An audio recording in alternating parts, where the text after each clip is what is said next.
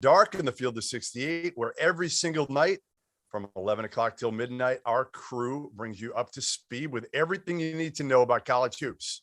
I'm Jeff Goodman of Stadium, here with the Miller brothers, Sean and Archie, who have 15 NCAA tournament appearances, I believe, guys, and 5 Elite Eights between them. Sean, the older guy, has 4 of those to break it all down.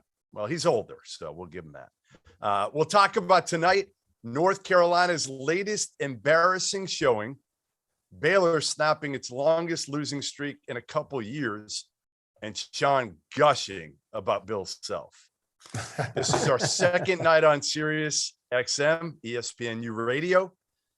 And if you want to watch us, you can also find us in the field of 68 on both YouTube and on Twitter. All right, guys, let's dive into tonight's action.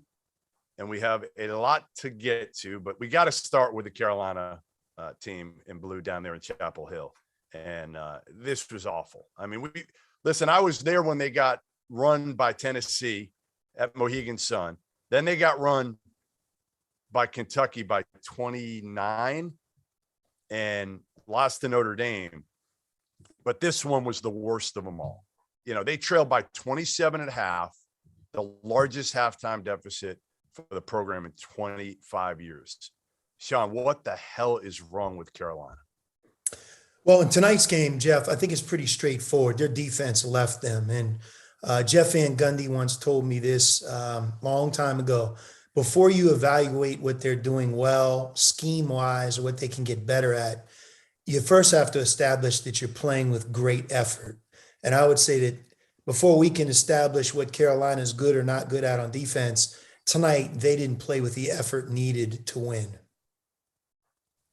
So, Arch, can this be fixed? I mean, again, effort is hard sometimes to all of a sudden get guys to turn it on, especially they've already been embarrassed. It's not like you can't go to them if you're first year head coach Hubert Davis and get up in them and show them tape and, hey, listen, you weren't doing this. You weren't playing hard. I said it after the Tennessee loss. I thought they were soft. So how do you come out there time and time again? Isn't it kind of who you are at this point? Well, probably a little bit, and there's probably some confidence, you know, when things start to go not their way, especially away from home. If you watch them play at the Dean Dome, and they've really played well. They've scored the ball. They've put up great numbers, and they've had impressive wins. When they get away from the Dean Dome, things go away from them early, and they seem to sort of steamroll. And Hubert and his staff can say what they want, but I think Sean would be the first to tell you as well, your players have to find a way to rally and respond in tough times, and they haven't been able to do that. They are new. To me, defending the three-point line has become a big problem for them. You know, in their 5 losses, you know, they're giving up almost 10 made threes at 45%. And, you know, part of it is, you know, they're playing with 2 traditional big guys on the floor a lot. And tonight they ran into maybe the toughest matchup in the ACC in Miami with their attack and what they're doing in terms of their perimeter play with the 4 guards and even Wardenberg at the 5. So they have to maybe shore up some coverages and whatnot, but it's going to come down to the players at some point in time, you know, getting some things fixed during the game. You know, Jeff, the other part that I would just say, Arch, you know, to the both of you is right now, you know, we're almost at February. Carolina, 354th in the country at forcing turnovers. Right. You know, when I think of Carolina basketball and the identity, you know, it's using defense to create offense, playing with great pace, you know, being relentless on the glass. You know, the identity right now of Carolina basketball isn't that. You know, if you're 354 entering the month of February in forcing turnovers, well, then you got to be really sound at some other things. And again, you know, effort first, you got to get that right. And then secondly, I think you got to start developing the scheme. But their defense is a real problem, Jeff. And I would say unless it trends and improves significantly, I don't know if they'll make the tournament with the defense they currently have. It's hard to imagine. You know, to me, I tweeted the other day, I said, you know, I think they're a bubble team. They're probably on the right side of the bubble at that point. And Carolina fans and a lot of people went after me for it. And now I'm pretty sure they're on the other side of the bubble after this one. And well, their best win is against the Michigan team at home that, let's face it, this Michigan team isn't a lock in. They're probably not in the tournament if the season ended today. They're 8-7. Yeah, they beat Maryland tonight, but who hasn't beat Maryland this year? And really, you look at it, like you said, it's the defense as much as anything. Art said in the 5 losses, teams have shot 45% from 3, 52% from the field. They're averaging almost 89 points a game in those 5 losses. And I think you guys kind of highlighted this. Opponents only 7.8 turnovers a game. So, and they have athletic guards. It's not like, again, Caleb Love, he's an athletic guard that you want to get out and pressure the ball and try to create some offense off your defense. Now, Brady Manick may not be that type, and Dawson Garcia has been hurt a little bit over the last couple of weeks, so he's not quite as effective as he usually is. But I feel like right now it's the guard play. To me, they were 5 for 22 tonight. Caleb Love should be, in my opinion, an all first team ACC type caliber guard. And he just hasn't been able to do that. Miami only 4 turnovers tonight. So, yeah, I mean, that's the biggest thing. If you're going to go on the road and you're going to play, good offensive teams, especially at home, you're going to take their best shot, their energy, their crowd. You're going to have to find a way to do one of 2 things: get stops or don't turn the ball over. And, they had 14 turnovers. They had 8 by RJ Davis and Caleb Love. They're 2 primary ball handlers. And if Miami only turns it over 4 times and they shoot 13 for 28 from 3, I think that's sort of the recipe for a disaster. Hey, look, we watched Baylor. We watched Kansas. Both played on the road here tonight. Baylor played shorthanded. Kansas, coming out of the last media timeout, is down. And you watched kind of how both of those teams played on the road, defensively, offensively, with unreal energy, playing to win, what we've come to expect.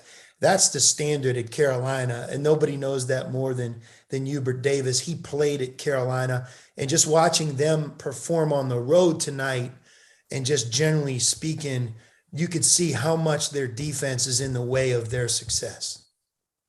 All right, I'll take this one because I know you guys aren't going to weigh in on this part. So I'll take the Hubert Davis question. And when he was hired, I said I felt like Wes Miller was the pick there. They're going to keep it in the family. It's Carolina. Everybody else is keeping it in the family. So they certainly are more than anybody else because they have a stronger family. I mean, all those players come back every summer. They play.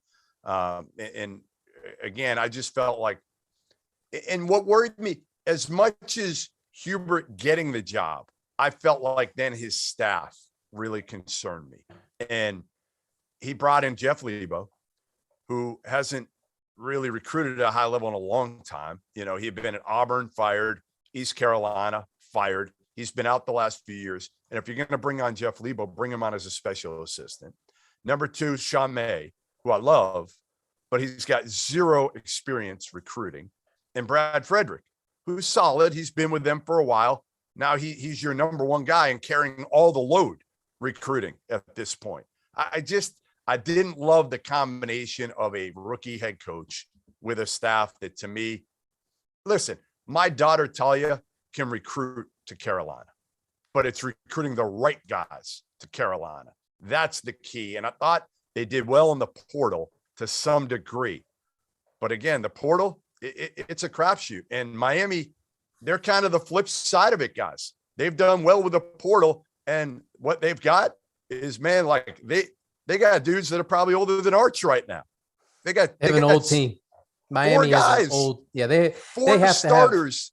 I'd say they have the oldest roster in the ACC is at Miami, and they're old guards too, and that's a big part of it. But you got to give Hubert Davis some time. He's in his first year. He's got a new roster. It's the first time that he's coached these guys, and I'm sure he's putting his stamp on it. But way too early for that. I mean, they could come back here and wrap off 3 in a row. They have a talented group, and at the end of the day, you're always a game away or a week away from something good happening. And they've shown some explosiveness in the Dean Dome. For whatever reason, when they're on the road, they just have to find a way, especially early in games on the road in the first half, find a way to be in there And I think they'll have a little bit more success, but Yeah, way too early.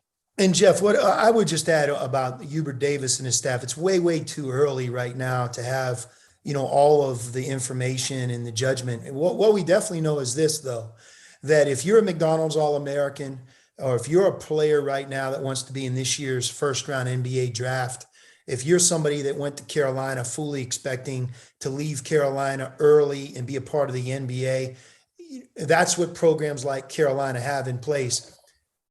Then you're not getting there by being down 25 points on the road at Miami. You also have to look within. If you're the starting point guard, if you're the starting center, if you're a freshman that's coming off the bench, that's not how things are done. And one thing you learn is this: with team success comes a lot of the individual accolades and goals that the players want. And when that team success goes away, it won't matter what color your jersey is or what used to be in place. You're going to be judged on the results. And I think what I'm sure they're trying to cultivate right now at Carolina is a renewed sense of toughness and energy and spirit, because on the road, you only have each other. And right now, when they're on the road and they only have each other, their defense really leaves them. Okay, so how hard is it, guys, these days with the portal? Usually you're recruiting kids for 2-3 years out of high school. You've seen them play a ton. You know a little bit more about their background, maybe their mental toughness. Now you're getting guys off the portal that, let's face it, you got to fill a gap. You're looking in there. All right. Like, I'm looking at the numbers, again, Dawson Garcia, you might make a couple phone calls. If you don't know that coach that well, they're not going to be transparent with you. Let's face it. So you don't know what you're getting as much. How difficult is it for these coaches right now that are rebuilding their rosters through the portal? I'd say part of it is what you're asking that incoming transfer to do. There's expectations and there's reality. If you're going to bring in a guy from the portal to be a stopgap guy and be, a role player, sometimes that's an absolute disaster depending on what they sign up for. If you're bringing in guys that have a great opportunity to play a lot of minutes, then you probably have more of a chance to see who he really is, in terms of as a player. Dawson Garcia, he's a terrific player. He's a Carolina player out of high school. He's coming off of a head injury and whatnot, maybe his first game back here. But he's a good player. Brady Manick, he plays at Oklahoma, starts for 3 or 4 years for Lon Kruger. You're going to get a well-coached guy. He's a front court player who can shoot. But they're also first-year players with those other guys that have been there for a year or two, like Armando Bacot and RJ Davis and Caleb Love. They haven't played together. So you go through some of those growing pains. But part of it is what you're bringing the guy in to do. And part of it is what that guy coming in thinks he's going to do. And if those things don't align, then you could have some problems in the portal. Miami lost games to UCF early at home, Dayton neutral court, Alabama neutral court, and Florida State in the road. They got some pretty good wins now. They beat Duke at Cameron. You can't do better than that. That's the best win anybody's probably going to have all season long, unless somebody beats Kansas in Fog Allen. Now they got Carolina. They've beaten Wake at home as well. Is this Miami team for real? Are they a lock NCAA tournament team now? Sean. Jeff, Charlie Moore is so old right now that Cal Berkeley is on their third head coach and he's still hooping. That's insane. And I only bring that up because he started and played against me when I'm the coach at Arizona, and he's at Cal. He played for Quanzo Martin and then King Jones, and now they've moved on to Coach tremendous. Fox. It really, you talk about the portal, that's taking it to the next level, but they're experienced. They have great guard play. Think about those two things. For years, when you think about the teams in the NCAA tournament that advance, what do they have in common? Experience and great guard play. I think Miami, we can establish, has both. Yeah, I love Miami. I think what Coach Larinaga has done from November now until where they're at, they're a totally different team. He's committed to small ball. They're playing Sam Wardenberg at the 5 position, and they're playing 4 absolute killer guards. A couple of weeks ago when we were on the show, I think with Rob and T.O., we talked about maybe more of the one underrated guards in the country is Isaiah Wong. And I just think he's one of the best guards in the ACC. You have Charlie Moore, Cam McGusty's terrific. And Miller has really added. They have 4 legitimate high major perimeter players, and Sam Wardenberg at the center made 5 3-point shots in tonight's game. They went into Cameron, and one of the big reasons they were able to do what they did, Duke couldn't pressure them, and you give those guys those opportunities to drive and play. They were able to take advantage of it. And to me, they're one of the more difficult teams to play against right now in the country. And I think they are for real in the ACC. I think they have a good thing going. Jeff Goodman here with Sean and Archie Miller on the Field of 68's After Dark. And Kansas down the stretch, they're playing in Norman, Oklahoma. They're down late, and we're in a little text chat with the 3 of us. And man, you can see the love from Sean Miller about Bill Self, can't you, Arch? I mean, like, nobody loves Bill Self like Sean Miller does. I'm guilty of that. I love Bill Self. He gives the play-by-play is unbleevable. Hey, if you ask me what I do with my time, I watch Kansas basketball as much as and I'm going to tell you, I admire them, and I admire Coach Self for so many reasons. But if you watch the last 4 minutes of the Oklahoma game and you really were paying attention, Kansas is losing the game, Arch and Jeff, by 4 points coming out of the crucial last media timeout. Bill Self dialed up and underneath out of bounds through a double screen for Obaji, makes the 3-pointer. He dials up a side out of bounds flare screen. The Oklahoma defender goes under, another 3-pointer. And he dials up a set play for a drive with his right hand, and he delivers. He called his number 3 times. The player's got to make the play, but Obaji is a great offensive player. He then fouled up 3. Oklahoma never had a chance to tie. They inbounded the ball effectively. Obviously, Brown made a huge 3-point shot to really kind of ice it. But Kansas plays to win, man, and they believe in themselves. They have a coach that, I don't care what part of the game that you want to study, he is excellent at that part of the game. His teams defend. They're very good. Like, you talk about situational football in the NFL right now, everybody uses that phrase because they're in the playoffs. Kansas situational basketball tonight, they won the game in the last segment of the game because of what we talked about. All right, let's kind of watch the end of this Duke Florida State game and see. Sean, what did you say about Duke going into the last 4-minute media? They were down by 7. It's a test of the great programs in the last media, and we just talked about it with Kansas. And that is, you see that pass? They execute, and the best players rise up. You just kind of see it, and it's like oftentimes if you stop the game with 4 minutes to go, the team that wins wasn't winning at that media timeout, but I think it says a lot about Duke and them going to this 2-3 zone here down the stretch. Do you take a timeout here if you're Leonard Hamilton? You're down 2? Yes. Okay, there it is. Would you have taken it quicker? I don't know if how. I mean, he has plenty of time right now. 50 seconds. Yeah. Paulo to Mark Williams. What an unbelievable pass and catch. I still don't think Mark Williams deserves enough credit. Yeah, as much as you gush about Bill Self, you might love Mark Williams even more, Sean Miller. He's one of my favorite players because he does it at both ends. The way he impacts the game with his shot blocking, and I really believe this. Don't be surprised if Duke doesn't go to him more on offense as the year grows, because it's not like he can't score. I mean, I think teams in the ACC, they're uncomfortable when they're able to get him the ball in the low post because he's good on both ends, man. He is a true big. Now, the problem with calling that timeout, Jeff, is Duke going to be in man-to-man or zone?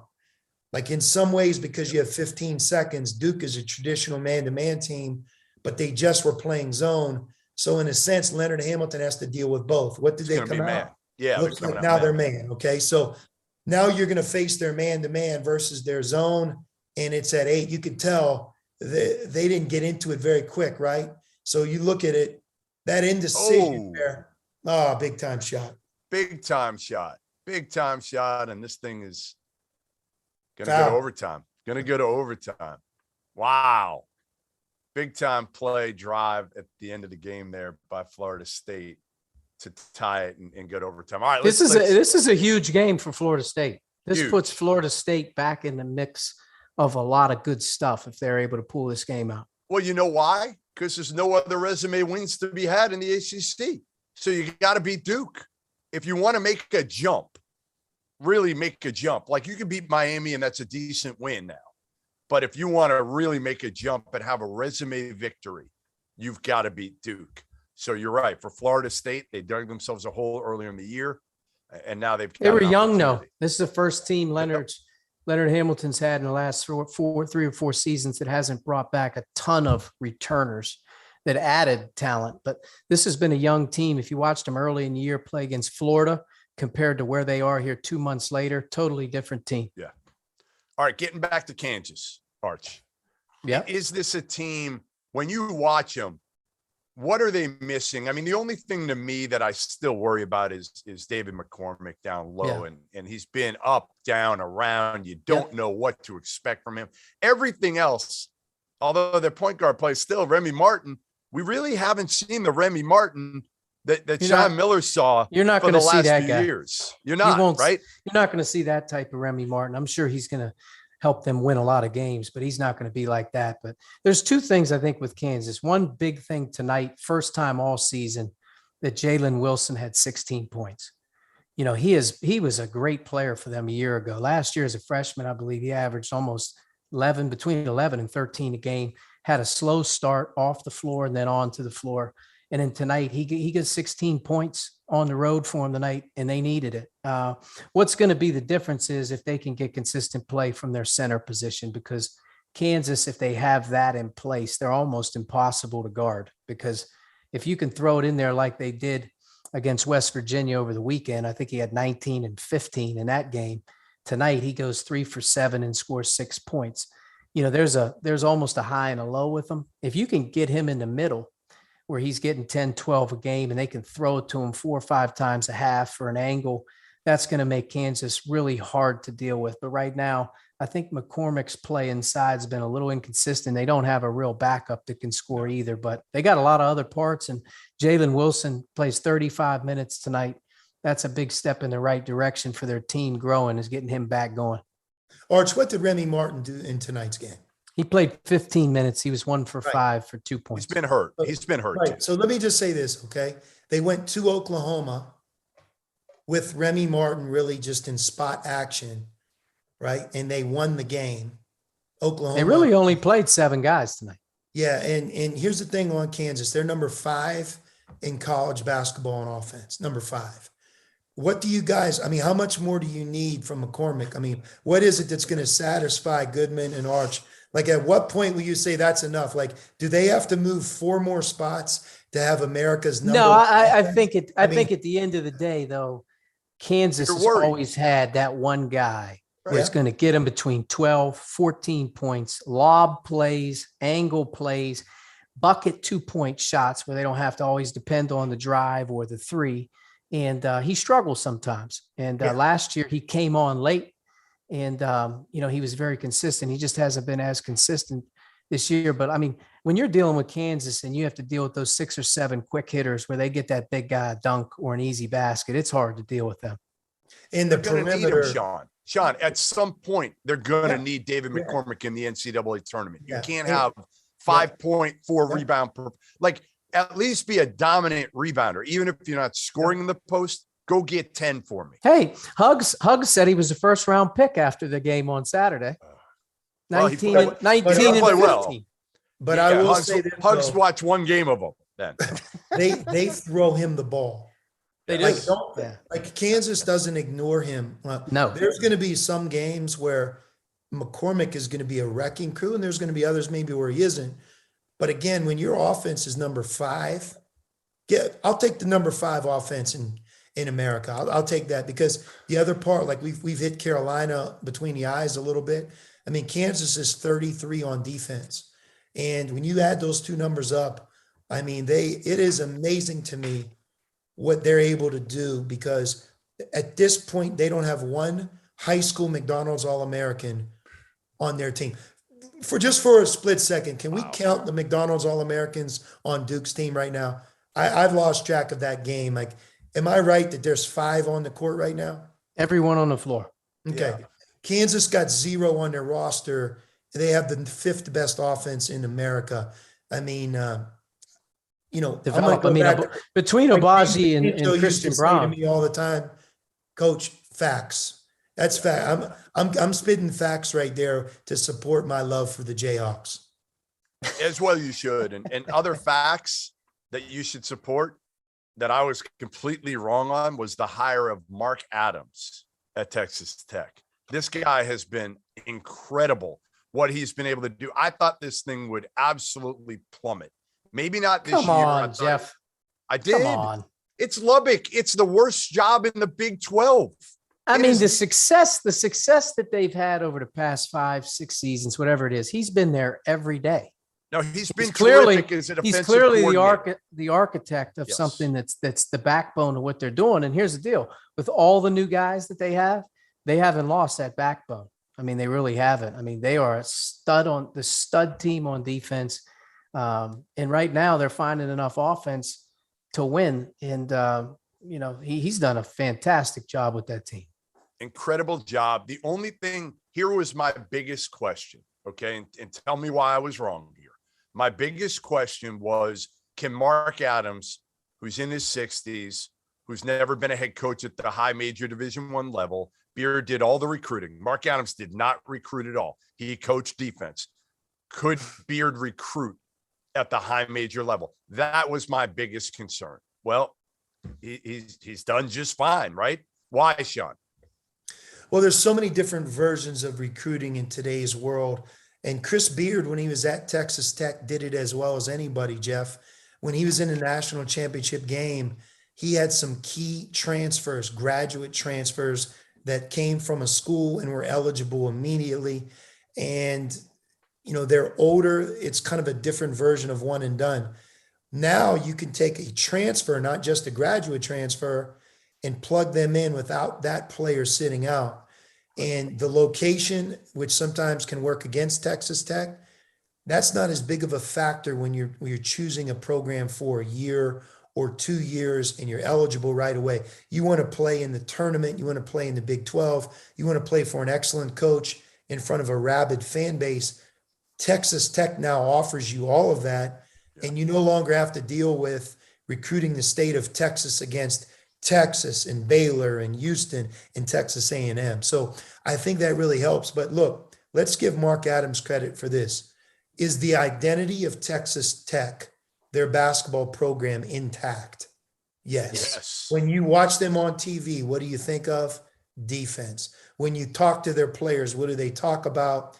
Defense. When you talk to the other coaches that coach against Texas Tech, what do they describe? He has that firmly in place. He's an excellent coach. Yeah. No, listen, he's proven me wrong, completely wrong. And I'm glad because I can't wait for that February 1st game when Texas and Chris Beard returns to Lubbock. And they are going to boo him so badly. And now, listen, everybody, I thought, not the Texas Tech fans, but I thought Chris Beard was going to come back and he'd come back as a top 10 team and Texas Tech would be somewhere fighting for their NCAA tournament lives. And instead, it's completely flipped as Texas lost tonight, guys, at home to Kansas State. The Longhorns now do not have a resume win at all. Nowhere. I mean, they lost at Gonzaga. I was there. They got blown out. They lost a close one at Seton Hall, had a chance there, and played a bunch of cupcakes other than that. Sean has the number. What is their non-conference strength of schedule, Sean? Texas is what? 358, I believe, right? 358? 358. 358. And all that means is in the Big 12, because there's plenty of opportunities for them to play quad one games, both home and away. They have to win in the Big 12. And if they do that, they'll be fine. But if they don't, then the committee and just generally speaking, their non-conference schedule will hurt them. They will not be able to overcome that. But when you take a job like Chris Beard did, and you make that many decisions, Jeff, we just talked about it with Texas Tech. They also, Texas Tech, blended some returning good players from a previous year, and then they added some transfers. In Texas, they have a little bit of both going, but they added a ton of transfers right away. And it's hard to make those decisions in such a short period of time. And I think part of what we're seeing Texas is they just don't have that stability and that identity that I think they'll have maybe a year or two from now. Hey, and by the way, let's give Bruce Weber a little bit of credit. I mean, the guy didn't open Big 12 play coaching his team after a good non-conference. His staff was sick. Yep. And you know what? Right now, I mean, Bruce Weber's as good of a coach as there is. I think everybody would say that when they play against their team. But if you play against Kansas State, and we've been saying it all year, the Big 12 is an absolute monster. It really is. And you're playing against, TCU and Kansas State, who's picked near the bottom, Jamie Dixon and Bruce Weber. I mean, those are the guys you're going up against. I just feel like Kansas State, they got a raw deal coming out of the COVID deal. Their head coach does an open conference play coaching them. He's back now. They got a chance to get their feet back on the ground. And, they did a great job here tonight with this win. And to be honest with you, he's a terrific coach. All right. Field of 68 after dark. Jeff Goodman here with Sean Miller, with Archie Miller. And we're in the same spot we were in about 10 minutes ago, boys. Florida State has the ball, down 1. This time, instead of about 12 seconds left, they've got 31 seconds left to try to win this thing at home in Tallahassee, which could be a complete season-changing win if Leonard Hamilton is able to get it. 2 of the veteran coaches of the game, right? I mean, Coach K's going out this year. This is his swan song. They're in good shape anyway. Whether they win this or not, Duke's going to be fine. They've still got some work to do, obviously, but this would be a heck of a win for Florida State. All right, take me through this, Sean. Look at the difference. Now they're zone, right? So on the last sequence that Florida State scored on them, Duke went from zone to man. So Florida State faced Duke's man-to-man on the last play. Now Duke is in a 2-3 zone. So obviously a big difference and a big call right there with 6 seconds left. Yeah, they get the block there on Roach and Raekwon Evans, who was kind of the hero to get this thing into overtime. Will go to the line. Down. Do you guys happen to know it offhand what Florida State's home ACC record is over about the last 4 years? I think they're about, I don't know how many in one. They're like, their home like record 75-4 in their last 79 games at home, or something crazy like that. I mean, they tied Duke's, I think, 2001, 2002 run, whatever it was, with about 33 straight ACC home wins. They've an incredible run. Duke has a timeout here, and it'll be interesting to see if they bring the ball up fast and call the timeout, or do they let them play through? It looks to me like they're going to play through. And obviously, you're just at the mercy of the 5 players out there if you don't call the timeout. When no more misses on the drive, and they don't Florida get State is going to get the victory at home. How about this? Duke loses one recently at home to Miami, and then they lose another one at Florida State. And what this continues to show me, guys, and you can argue if you want, is that there's no dominant team in college basketball this year. As much as we want to anoint Auburn or Gonzaga, I'll take Gonzaga. I'll take Gonzaga over anybody else. I'm not sure I'll take him today. I want to take him in 6 weeks once Chet looks like a different player, once they get Nolan Hickman going. So I think you're right. Gonzaga to me is probably the team I would take, but ultimately I don't know if they're that much further ahead of anybody else. Jeff, I tell you, this game, though, when you look at it, it was obviously a great game. And Trevor Keels got injured earlier in the game, too, which is going to be a big story beyond this game. But you think about how it ended. Duke playing a 2-3 zone on the last possession, which normally isn't the case. They foul with 6 seconds on the shot clock, which the foul had nothing to do with the shot. Like it was just a common foul away from the basket, and they made both. And then Duke has an opportunity to either call a timeout or not. and they end up getting just a really bad, tough shot that's blocked. By the way, not by Paulo or maybe their best overall option, but Arch, one thing that I would say is anytime you take the ball out on the side against Florida State, It's hard to get it in. It's difficult to get it in. You wonder if Duke doesn't call that timeout, because 12 seconds, you could play it either way, but do you not call the timeout simply because it doesn't matter, because you're now going to have to struggle to potentially get the ball in, let alone get the shot. And at the end of the day, when you're playing against Florida State, you're dealing with 1 through 5 on the switch anyway. That's right. So if you're going to get the ball to Wendell Moore, you might as well let him bring it up and just get everyone out away from it where there's not any problems. Because if you set a ball screen or you try to, make 2 passes, there's a chance some things could go bad when that happens. So, I mean, if Duke wants to bring it down and they have the ball in the guy that his hands and they have the spacing that they wanted, it's probably about as best you're going to get against Florida State in those situations. When you talk about winning or losing, welcome. All right, Sean, hold on one sec. We are now live on Sirius after Duke's lost to Florida State in Tallahassee. Great overtime game. And this is Field of 68's After Dark. Jeff Goodman here with Sean Miller, with Archie Miller, and their 15 NCAA tournament appearances combined. They're 5 Elite Eights, and we've been breaking down the night's action so far. But this was a big one. This was a big one, guys, because, again, it puts Florida State in a position where we thought they would be.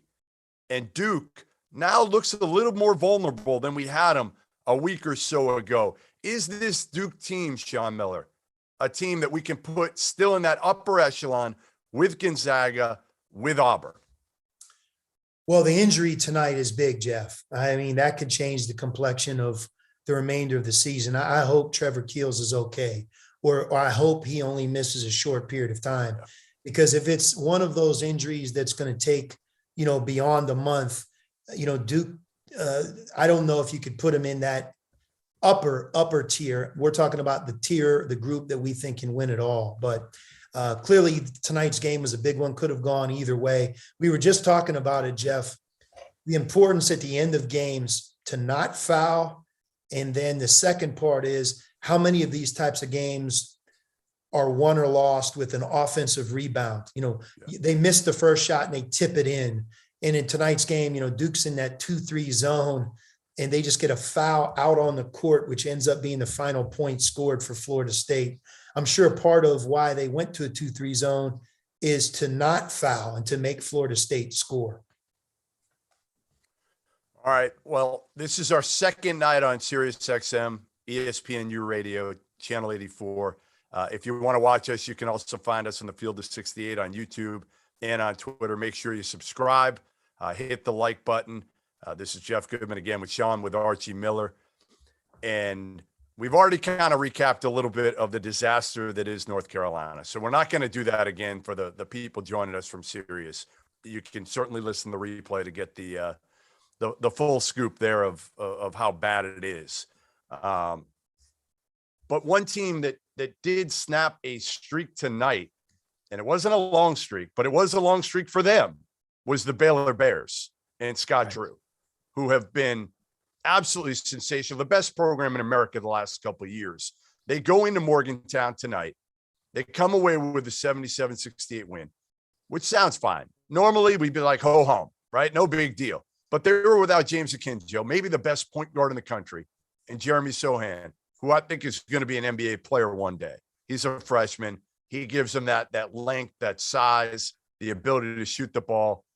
LJ Cryer was great. Matthew Myers showed up tonight. Flagler was good. Everyday John. Everybody else, I felt like, showed up and did their part, Sean, which was no surprise, because this is a team that I don't care what happens. Come March, I just feel like, you know what? I'm gonna keep putting their name further and further over in the bracket. Well, Jeff, I mean, why do people, coaches, and really any sport, but especially basketball, talk about defense travels, rebounding travels, meaning when you're on those tough road games in conference play, and there'll be no more tougher games than in any other conference, and on the road in the Big 12 And like you had mentioned, without two starters, West Virginia shot 39% from the field. And although Baylor made key shots and they had a couple players step up, Baylor's defense and rebounding is in place game in, game out. As a matter of fact, in their recent losses, that's really one of the things that has slipped a little bit. But tonight they had their defense back, and it showed up in Morgantown, and that was a great win for their team.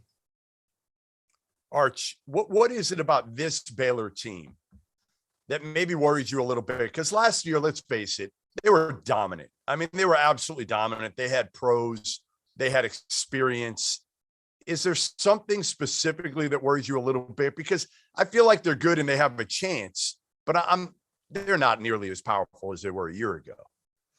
They're not nearly as powerful as they were a year ago. And I think in their back-to-back losses, they showed that, not being able to make perimeter jump shots, can put them in a tough spot in 50-50 games. I think in their last few games, they didn't shoot the three as well. But it's not a whole lot to pick at them. They've played great competition. They've played on the road. They've played, Villanova at Oregon. They go to the Bahamas. They win that.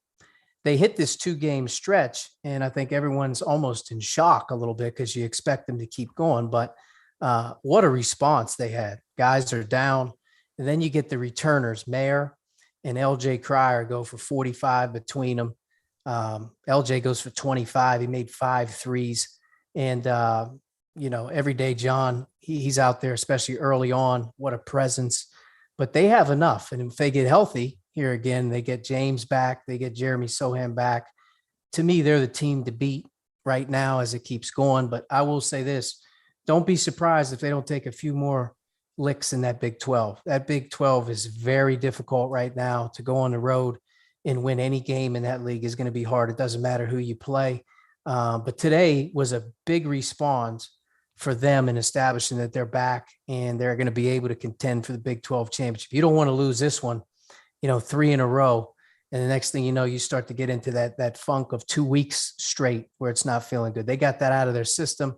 They're able to get it back now. And, them and Kansas both made big time plays and wins to put themselves in a situation to stay up at the top of the league. Hey, Jeff, LJ without Cryer. a Kinjo, we're gonna. Yep.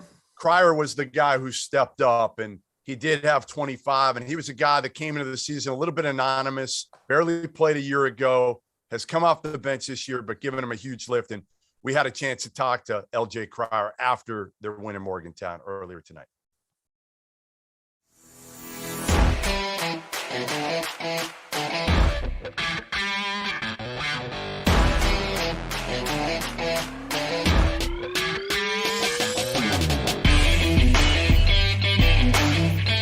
Baylor with a 77-68 win in Morgantown over West Virginia to snap a 2-game losing skid. And we have the star of stars, the guy who went for the career high tonight, sophomore guard for the Bears, LJ Cryer.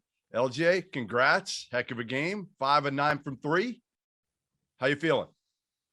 I feel really good. My teammates really played unselfishly today. They did a great job screening for me, going off the pin downs and stuff. They knew they were going to be chasing me over the top. So they set them high and I was going low, and they did a great job giving me open looks. How important was this win? I mean, it's only a 2-game losing streak, but for Baylor, that probably seems like an eternity for you guys that you haven't won a game. How important was it to come in and get a road win against a tough, gritty West Virginia team in Morgantown? It was very important, especially because since we're on the losing streak. I feel like this will give us some momentum going into the next game. So it's a big win. Go ahead, Arch. LJ, 1,038 days. That's what it took for Baylor basketball to lose back-to-back games. And that's an incredible number. I'm curious, how did Coach Drew and the staff approach you guys after your second game in a row that you lost at home? And what was his message to you guys in the preparation and then heading into West Virginia game? How was he and how did he build your team and get you guys ready? I mean, he pointed some things out on film, like our effort and stuff like that. So, I mean, he didn't really sugarcoat what was going on. He told us straight up what the problem was, and then we had to go out there and practice hard and then execute in the game. So that's really what it was, effort. Yeah, it looked like your defense was really locked in start to finish, regardless what was happening in the game on offense. You guys never lost your way defensively, and that was a big reason why I think you guys pulled this one out. Yeah, I agree. I feel like whenever we put together consecutive stops, then we're a hard team to beat.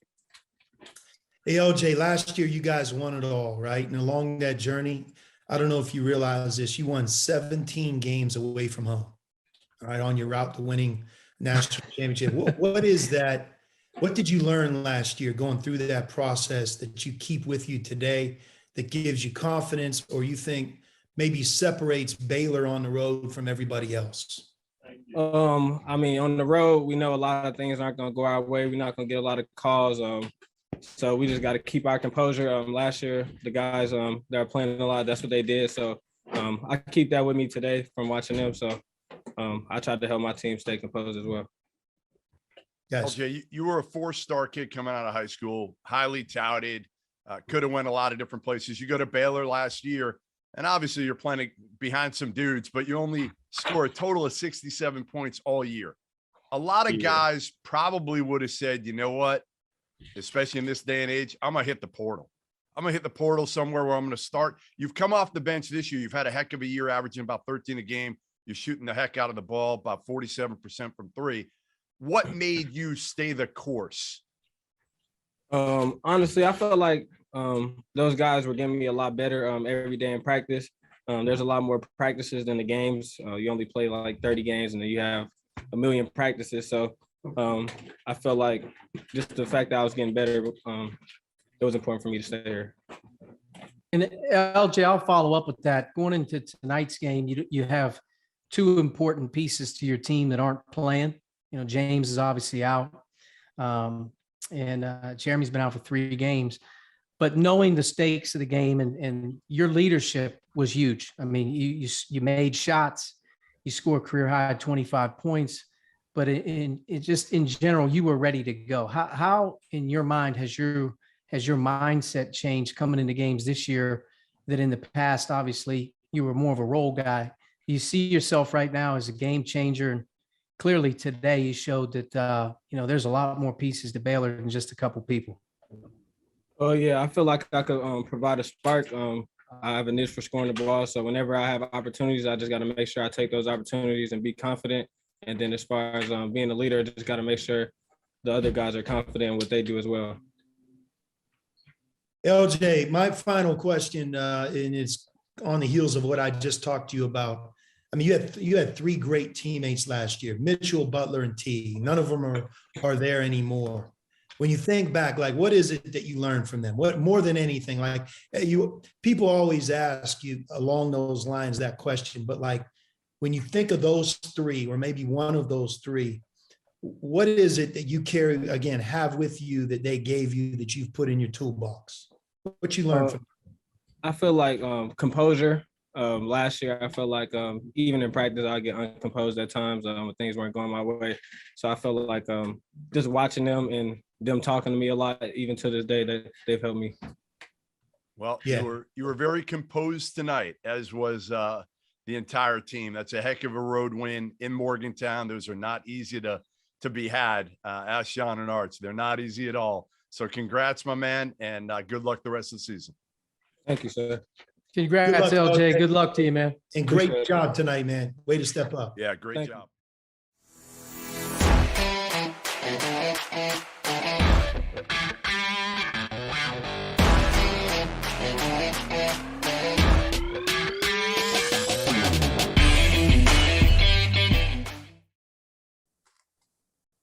All right, that was Baylor's sophomore guard, LJ Cryer, who finished with a career-high 25 points tonight. Thanks to LJ for joining us here on the Field of 68s After Dark.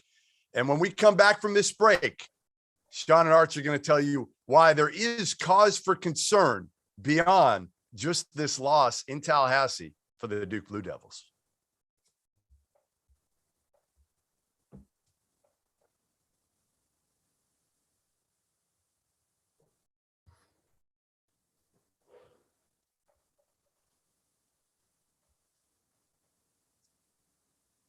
Cool. You guys have a minute 20.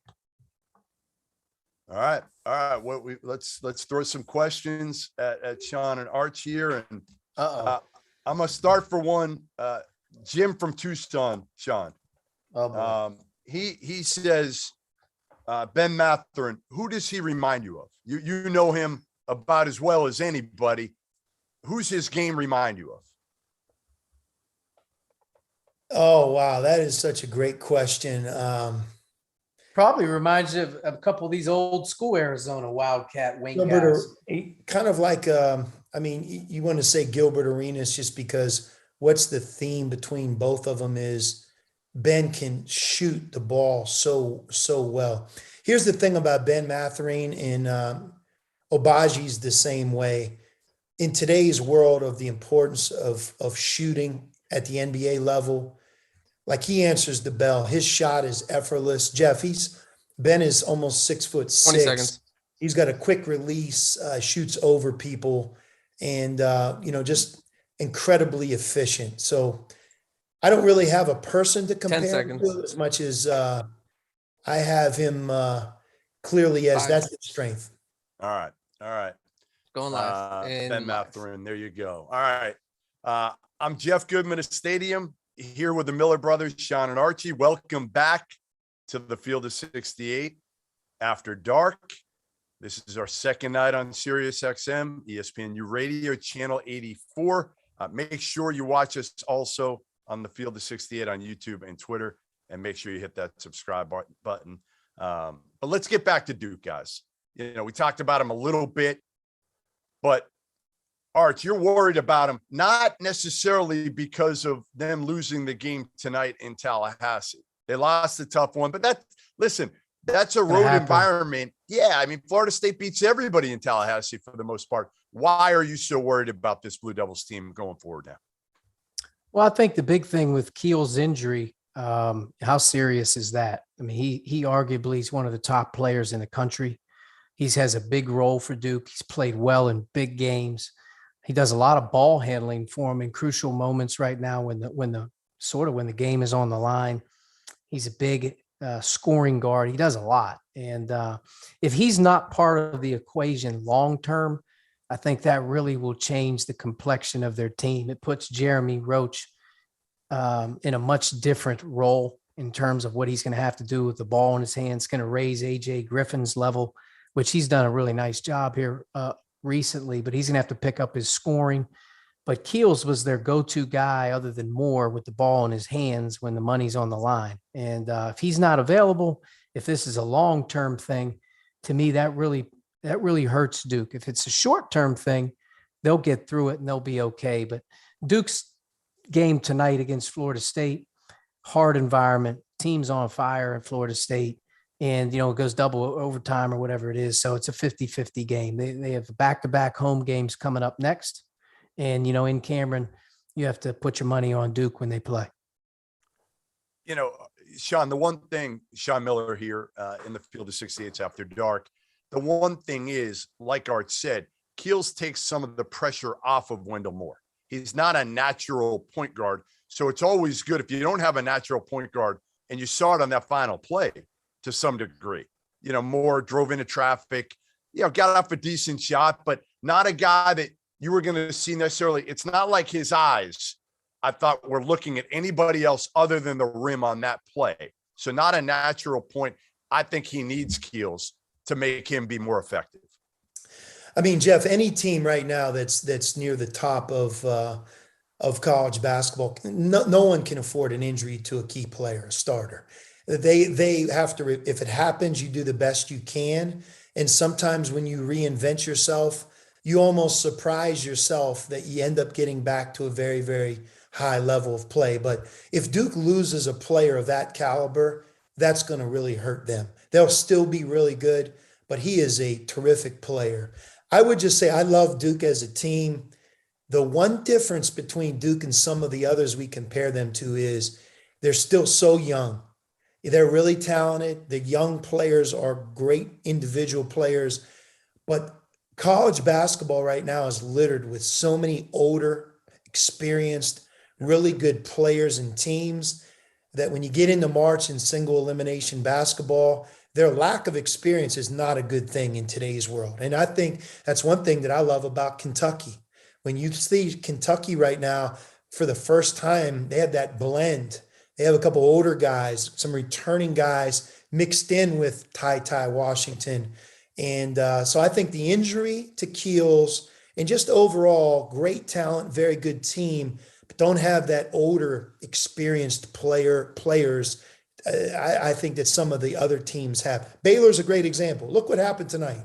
Matthew Mayer goes wild, right? Cryer, Yep. he steps up. And then if you look at their success before the injuries, James Akinjo, he's in his fourth year playing. So that's what I mean when I tell you kind of comparing Duke to some of these other top flight teams.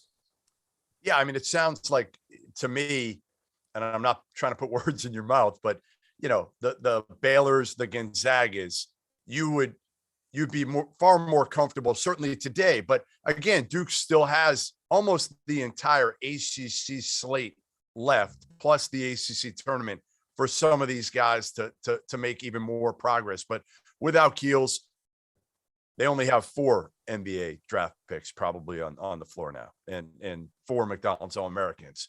They still have a lot of talent, but it is young talent compared to Gonzaga, who's got, you know, Drew Timme, Andrew Nemhard, guys that have been there. Duke's the 344th oldest team in the country, which means, Right. I mean, they are so young. I mean, their average roster age is like 19 years old. I saw something the other day in the ACC. Miami's at 23 is the average age of their player. I mean, they're the youngest team out there that we're talking about that's trying to do what they're trying to do. Yeah, and Arch, you think about their 2 losses, right? We watched the Miami game at Cameron.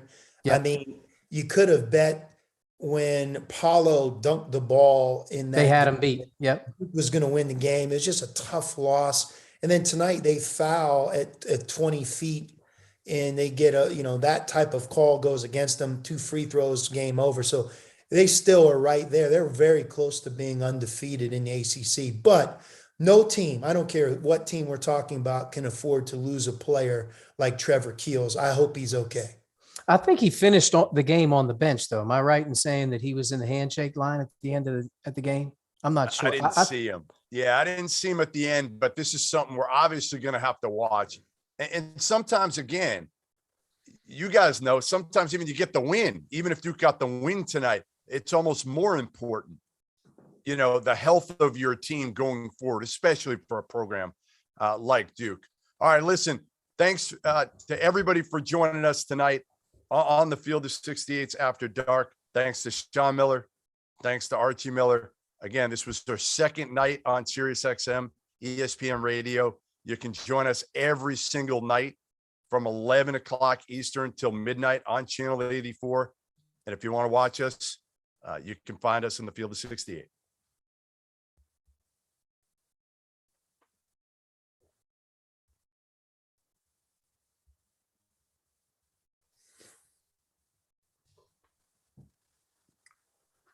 All right. We are sticking around, boys, and we got to finish it out with our toast of the night for sure. And we'll also take some other questions from the YouTube chat. Jeff, are we live? We are live. We're live, Sean. We're live. Gotcha. That's why I asked the question. I knew you were going to say it. No, I appreciate you asking because we don't want you to. All right. Here we got a question from Tommy. Tommy from Toledo. Tommy from Toledo. From Toledo asked, where's the toughest crowd that each of you have either played or coached in? Where's the place that the rabid fans, the craziest place you guys have ever been? Go ahead, Arch. Oh man, I think toughest place probably I've ever played is Cole Fieldhouse, old Maryland Terrapins Cole Fieldhouse. That place was, it was a death trap in there. It felt like, I mean, Cameron was Cameron, but I always felt like Cole Fieldhouse just was really, really an eerie feeling when you were playing there. As a coach, probably have been in every arena that you can, but in my time, Mackey Arena at Purdue Boilermakers is about as good as it's going to get in college in terms of college basketball environment. They have it going at an unprecedented level in places that I've been. Yeah, I mean, Jeff, first of all, I have to tell you, I'm very fortunate, and I think Arch is too, that I actually coached in two of the best home Yeah. courts in college Yeah, basketball so did I. as the coach. Yeah. I mean, That's why Xavier, it's a great the question. Cintas Center, Xavier, and McHale Center, unreal, off the charts. Other coaches would have maybe given you one of those two as their answer, but the place that still I can't believe it, and maybe it was the timing of when I was there, Cameron Indoor Stadium, Duke. You know, they have that beginning of, here comes Duke.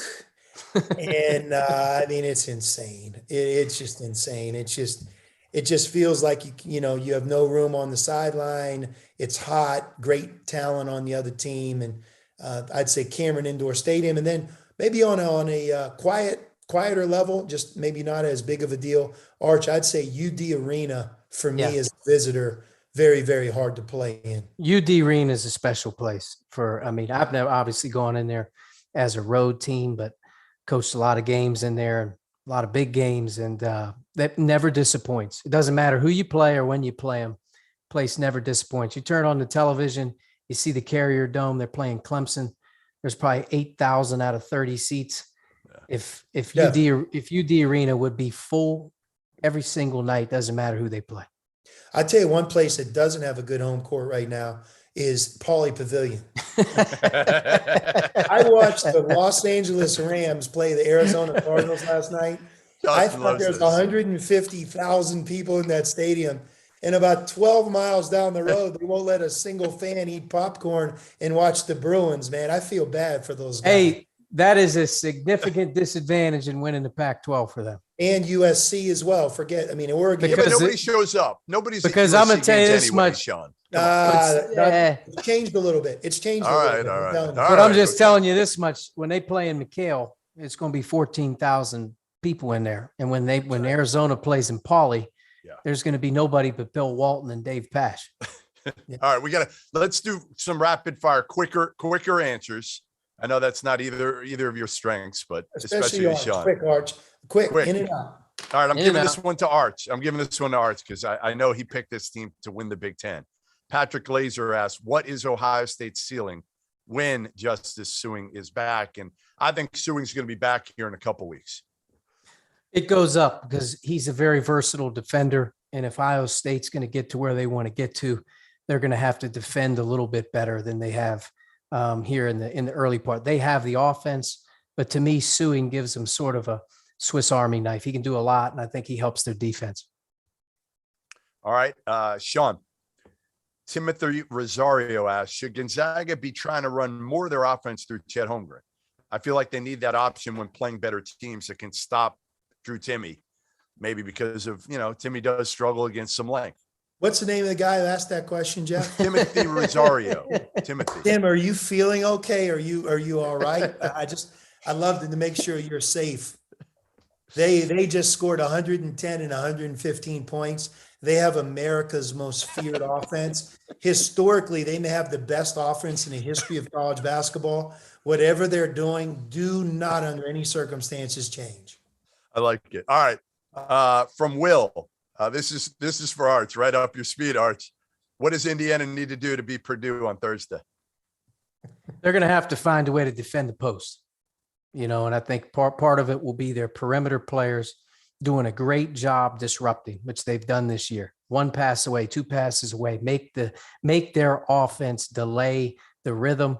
And then maybe at some point in time, throw a double in there on Travion and keep them off balance. Make sure too, everybody who's watching right now, make sure you subscribe to the Field of 68's After Dark channel. Please make sure you do that. Every night we go on again, and we're trying to ramp this thing up. It's been on Sirius now, so you can watch it a lot of different ways, but YouTube is certainly one way that you can be kept up to date every single night. All right, we got another one here from Rob Zodiac. After tonight's scare against Northwestern, Sean Miller, is Wisconsin a legitimate Big Ten contender, or was this just an off night? I mean, Arch is more equipped to answer that. Go ahead, Arch. Go ahead. Hard game. Anywhere in the Big Ten on the road is very difficult. Northwestern traditionally is going to be in every single game they play late. They've had some tough losses, but it's hard to win on the road. Wisconsin right now is playing as well as anybody in the Big Ten. And when you factor in the Kohl Center as their home court, they're going to be in business all the way until the end of the regular season.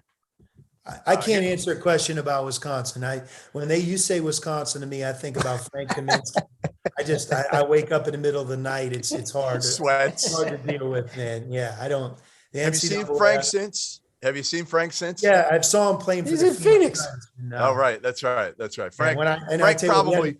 he had a great game. He had one of the best games of his career the night I showed up, and that's the third time he's done that. All right. I got a question for both of you guys. Ready? Here's a good one.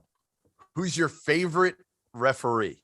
Each one of you. Who's your favorite ref? The guy that you love seeing when he'd do your games. Sean, start. Tony Padilla. West I really Coast? like him. Yeah. And I coached, I forget how many it ended up being, Jeff, maybe 700 and some. I got thrown out of one game in my career. He's actually the guy that got me, and I deserved it. But what I love about him is what you see is what you get. What did you say, Sean? What exactly did you say to It Tony was probably Padilla? more my demeanor. It was probably not a one thing that was said. It was just a cumulative pounding effect that I gave the crew that night. I deserved it. Hey, Arch, before you answer the question, have you ever seen a coach sweat more than Sean Miller? Gary Williams. Bruce Pearl. Gary Williams, Bruce Pearl. Gary Both Williams guys took it I to a whole. support. Gary Williams took it to a pretty good Sean, level. why did you wear white though? When you sweat that much, aren't you supposed to wear a dark color? No, that makes it worse. Yeah. When I was at my best, I wore a black or blue suit, didn't take my coat off, and had a white shirt, and the tie kind of helped me. Anytime I tried to experiment, it was a definite disaster. But Bruce Pearl and Gary Williams, let me tell you something right now. Like I might be in their neighborhood, but I don't know if I'm them. That one picture of you, that they got that one picture of you where you are. That night you I was look like sick. you just, yes, you look like you I just was came sick. out of the shower. Yeah, I was sick that night. Arch, your favorite ref? Who is it? That's hard. Sometimes You I don't think have any? Come on, You don't Arch. like any of them? I like a lot of them. Honestly, my favorite guy when I saw him show up in a game was probably more from my playing days. I used to have a good time when it was Carl Hess. And I know he's a Oh yeah. very unpopular referee in some cases, but Carl Hess, boy, would he break you down if you were over there. He would hit you right between the eyes every once in a while. But when I was a player, Carl Hess, I think he tried to help me out. I needed some help out there. You know what we got to Ted do? Valentine, I got a soft spot for Ted Teddy Valentine. Valentine. I'm going I to get really Teddy like on that. with you. Yeah. Next time, You're in I'm going to West Virginia. see if Teddy Yeah. can come on with us. We're going to try to get Teddy on with us. Yeah, He- great. all he does is talks about the games that he helped us score points in when we were in college. And all right, well, let's get to our three cheers. And that's the time of the night at the end of the night when we close out the show. And Nice. we each pick somebody or a team, or it can be anything. I hope you have your drink there. I did not get a Miller Lite yet. I couldn't get out tonight to get a Miller Lite, but I will for the next time that we work together. I'll let, who wants to go first? You go first. All right. I'm going to go first. I'm going to go with Bruce Weber in Kansas State. I feel bad for Bruce because he's had a tough go. He comes in with some pressure this year. And at the start, they've had a really good non-conference slate. And at the start of conference play, they get hit with COVID. And it's not just his players, it's his entire coaching staff. And it gets them off to a terrible start. And they've rebounded now. And they got a huge win tonight in Austin against Texas. And maybe, again, listen, I feel like people forget what Bruce has done at Kansas State.